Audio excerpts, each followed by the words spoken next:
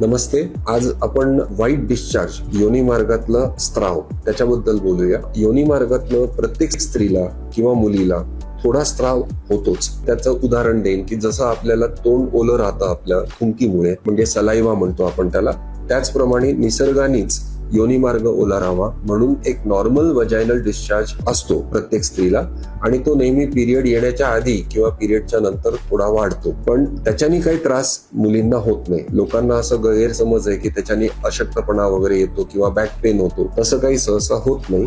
तो normal discharge म्हणजे असं स्टिकी डिस्चार्ज असतो, पण पांढरा असतो. त्याला काही बॅड स्मेल वगैरे येत नाही. तसं तुम्ही त्याला डिफरन्शिएट करू शकता. पण तेच डिस्चार्ज स्त्राव ॲबनॉर्मल केव्हा म्हटलं जातं, जेव्हा ते एकदम थिक असतं, त्याला एक स्मेल यायला लागतो. कधी कधी तो असं ग्रीनिश येलो कलरचा यायला लागतो, आणि ते म्हणजे मग इन्फेक्शनमुळे असतं. तसं काही झालं तर गायनेकॉलॉजिस्टला अप्रोच करावं, आणि आम्ही मग चेकअप करून ठरवतो की हा कुठल्या टाईपचा इन्फेक्शन आहे. कधी कधी फंगल इन्फेक्शन असतं, कधी कधी बॅक्टेरिया जंतू जे असतात त्यातलं इन्फेक्शन असतं. ते बघून आम्हाला समजतं आणि त्याप्रमाणे आपण ट्रीटमेंट करतो.